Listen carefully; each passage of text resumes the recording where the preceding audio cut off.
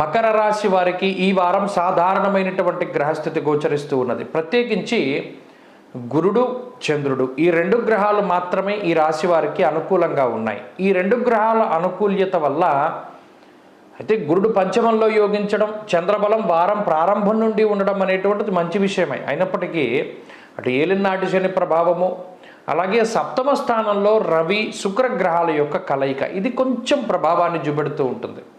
ఎందుకంటే సామంత జన విద్వేష దారాపీడాసుతామయం ఉత్సాహభంగ కార్యాన్ని అంటూ ఉన్నది శాస్త్రం. అంటే ఈ గ్రహస్థితి వల్ల పర్టికులర్గా మకర రాశి వారికి ఉత్సాహభంగము అంటే అంత ఊహించినటువంటి ఉత్సాహం ఉండదు.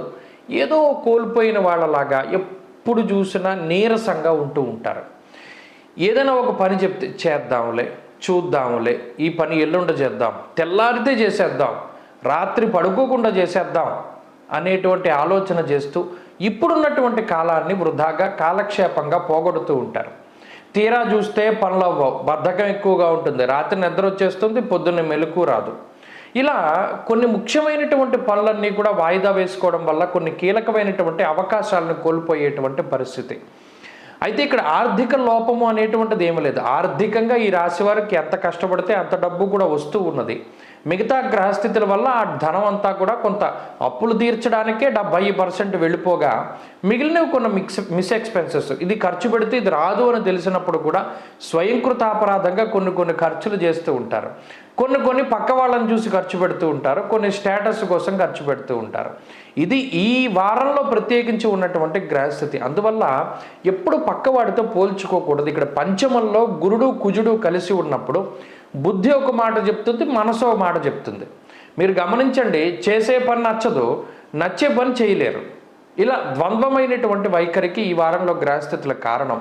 అలాగే అటు జీవిత భాగస్వామికి, సంతానానికి కూడా ఆరోగ్యపరమైనటువంటి విషయాలు కొంత ఇబ్బంది పెట్టడానికి అవకాశాలు ఉన్నాయి. కాబట్టి వాటి పరంగా కొంత జాగ్రత్తలు తీసుకోవాలి. మీకు ప్రత్యేకించి ఆరోగ్యపరంగా జాగ్రత్తలు తీసుకోవడం చెప్పదగినటువంటి సూచన. ఈ వారంలో వృత్తి, ఉద్యోగ, వ్యాపారాలు అభివృద్ధి పదంలోనే ఉండడానికి అవకాశం ఉన్నది. కుటుంబ సభ్యుల యొక్క పరిస్థితులపై మాత్రమే కొంత శ్రద్ధ పెడుతూ ఉంటారు. అదే ఈ వారంలో ఎక్కువగా కనబడుతూ ఉన్నది. అలాగే విద్యార్థులకి గ్రహస్థితి మిశ్రమంగా గోచరిస్తూ ఉన్నది. స్త్రీలకు సైతం ఇదే గ్రహస్థితి అన్వయమవుతూ ఉంటుంది.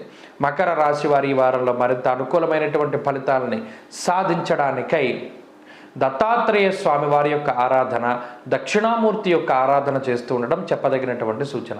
ఈ వారంలో కలిసి వచ్చేటువంటి రోజు గురువారంగా చెప్పవచ్చును. అదృష్ట సంఖ్య 2, అదృష్ట వర్ణము తెలుపు.